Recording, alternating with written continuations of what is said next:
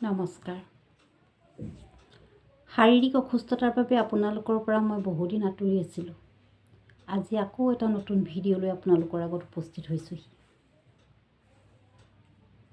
মোৰ মহৎ জীৱনৰ সন্ধানলৈ আপোনালোকক স্বাগতম জনালোঁ। প্ৰিয় বন্ধু বান্ধৱীসকল, আগৰ ভিডিঅ'টোত মই আপোনালোকক আত্মযত্নৰ বিষয়ে কিছু কথা ক'লোঁ। আজি মই আপোনালোকক আত্মনিয়ন্ত্ৰণৰ বিষয়ে কিছু কথা ক'বলৈ ওলাইছোঁ। আত্মনিয়ন্ত্ৰণনো কি? আত্মনিয়ন্ত্ৰণ হ'ল সৰু সৰু কথাতে বা আনৰ যিকোনো তোষামোদত আমি আৱেগিক নহৈ নিজকে নিয়ন্ত্ৰণত ৰখা।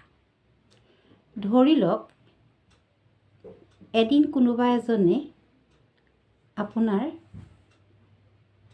ক'লে, আপোনাৰ প্ৰতিভাক মানিছোঁ দেই। আপুনি আনন্দিত হ'ল, উৎসাহিত হ'ল। তেওঁক আনন্দতে একাপ চাহো খোৱালে। এদিন কোনোবা এজনে আপোনাক ক'লে মানে আপোনাৰ প্ৰতিভাক লৈ উপহাস কৰিলে। সিদিনাখন আপুনি একেবাৰে ভাগি পৰিল। আমি তেনেকুৱা হ'লে নহ'ব। আপুনি যদি সঁচাকৈ প্ৰতিভাৱান, আপোনাক নোকোৱাৰ দিনাও আপোনাৰ প্ৰতিভাক মানিছোঁ দেই সেই বুলি নক'লেও আপুনি প্ৰতিভাৱান।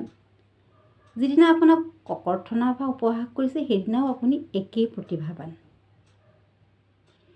ইলিয়েন ৰুজভেল্টে কৈছিল, আপুনি অনুমতি নিদিলে কোনেও আপোনাক হীন কৰিব নোৱাৰে। বৰ মহত্বপূৰ্ণ কথা।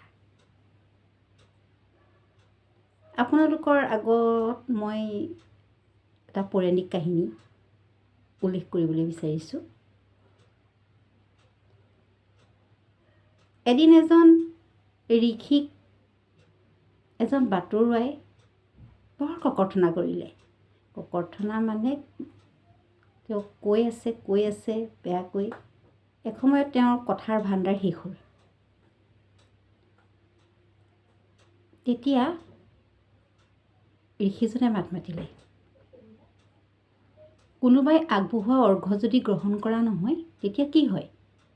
তেতিয়া বাটৰুৱাজনে ক'লে, নিজলৈ ঘূৰি আহে। মই আপোনাৰ অৰ্ঘ্য গ্ৰহণ কৰা নাই। বাটৰুৱাজন অবাক, ইমান কথা ক'লোঁ, গোটেই কথাখিনি তেওঁ মোকেই ঘূৰাই থৈ গ'ল। গতিকে ঋষিজনৰ আত্মনিয়ন্ত্ৰণ চাওকচোন। এই আত্মনিয়ন্ত্ৰণৰ অবিহনে আমাৰ কিমান ক্ষতি হ'ব পাৰে তাৰ এটা উদাহৰণ মই দাঙি ধৰিছোঁ। এদিন এজন ব্যক্তিয়ে শীতৰ এটা ৰৌদ্ৰজল পোৱাত ব্ৰহ্মপুত্ৰৰ সজীৱ সেৱা পান কৰিবলৈ, চৰাইৰ সুন্দৰ গীত শুনিবলৈ, প্ৰাকৃতিক নৈসৰ্গিকতা উপভোগ কৰিবলৈ খুব আনন্দ মনেৰে চাইকেলখনলৈ ওলাই গ'ল। মনতে ভাবি গ'ল, ব্ৰহ্মপুত্ৰৰ পাৰত সজীৱ মাছ পালে অকণমান কিনিও আনিব। তেওঁ গানৰ কলি এটা গুণগুণাই গৈ থাকোঁতে হঠাতে পিছফালৰ পৰা এখন গাড়ীৰে তেওঁ চাইকেলত খুন্দিয়ালে। তেওঁ বিশেষ দুখ নাপালে যদিও পৰি গ'ল। খঙতে তেওঁ ড্ৰাইভাৰজনক গাড়ী চলাব নাজানিলে নচলাবি আদি কৰি বিভিন্ন গালি গালাজ পাৰিলে। তেওঁ ইমানেই খং উঠিল, তেওঁ আৰু আগলৈ নগৈ উভতি গুচি আহিল। ঘৰত আহি সেই খংটো তেওঁৰ মনতে আছেই। খঙৰ ভমকত কামবোৰো সোনকালে হৈ উঠা নাই। ভাতকেইটাও মাছেৰে খাবলৈ নাপালে। তেওঁ অফিচলৈ গ'লগৈ। অফিচত গৈ পোৱাও সিদিনা দেৰি হ'ল। ওপৰৱালাৰ তেওঁ কথাও শুনিব লগা হ'ল। তেওঁ সহকৰ্মীৰ লগত ৰাতিপুৱাৰ ঘটনাটো আলোচনা চলিল। সহকৰ্মীসকলে বহুত নেতিবাচক মন্তব্যৰে গোটেই পৰিৱেশটো, আমি জানোৱেই আৰু কেনেকুৱা পৰিৱেশ হ'ব, ৰখাল কৰি তুলিলে।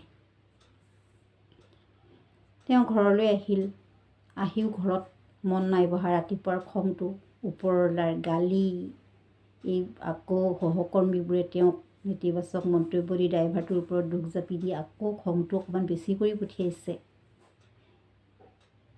তেওঁৰ মনটো ভাল নালাগিল।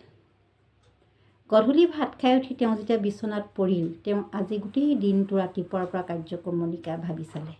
ৱাই, আজিৰ দিনটো দেখোন তেওঁক এজন গাড়ীৰ চালকেহে নিয়ন্ত্ৰণ কৰিলে। তেওঁ বৰ বেয়া লাগিল। তেওঁ বেঞ্জামিন ফ্ৰেংকলিনৰ এটা বাক্যলৈ মনত পৰিল, তুমি যদি জীৱনক ভাল পোৱা তেনেহ'লে সময়ক ভাল পাবা।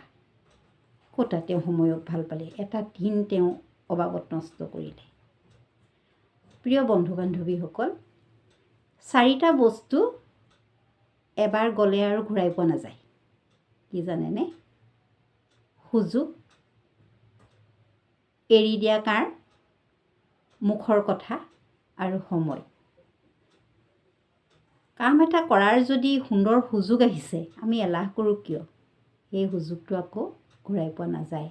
একেদৰে এৰি দিয়া কাঁড়পাত আমি ঘূৰাই আনিব নোৱাৰোঁ। কাৰোবাক বেয়াকৈ কৈ পিছত অনুশোচনা হ'লেও আমি কথাটো তুলি ল'ব নোৱাৰোঁ, কাৰণ শব্দ ব্ৰহ্ম মিলি গ'ল। আটাইতকৈ ডাঙৰ বস্তু হ'ল কি? ঘূৰাই নোপোৱা সময়। সময় যদি এবাৰ ঘূৰাই গ'ল, আমি আৰু ঘূৰাই পাব নোৱাৰোঁ। সময় এনেকুৱা এটা বস্তু যাক জমা কৰিবও নোৱাৰি, খৰচ কৰিব পাৰি। আমি সৎ কামত খৰচ কৰোঁ নে অপব্যয় কৰোঁ, এইটো আমাৰ নিজৰ কথা। প্ৰিয় বন্ধু বান্ধৱীসকল, মই আপোনালোকক আত্মনিয়ন্ত্ৰণৰ কথা কৈছিলোঁ। দেখিলে, আত্মনিয়ন্ত্ৰণৰ অবিহনে, আত্মনিয়ন্ত্ৰণ নকৰাৰ কাৰণে ব্যক্তিজনৰ এটা দিন অবাবত গুচি গ'ল। তেনেকৈ আমাৰ বহুত মূল্যৱান সময় আমি আমাৰ আৱেগৰ কাৰণে নষ্ট কৰিবলগীয়া হয়। গতিকে আপোনালোকক কৈছোঁ, আত্মনিয়ন্ত্ৰণ কৰক। মোৰ ভিডিঅ'টো যদি ভাল পালে লাইক কৰিব, কমেণ্ট কৰিব, শ্বেয়াৰ কৰিব। মোক সততে পাই থাকিবলৈ ছাবস্ক্ৰাইব কৰি দিব আৰু সম্পূৰ্ণ ভিডিঅ'টো চাই মোক কৃতাৰ্থ কৰিব। ধন্যবাদ।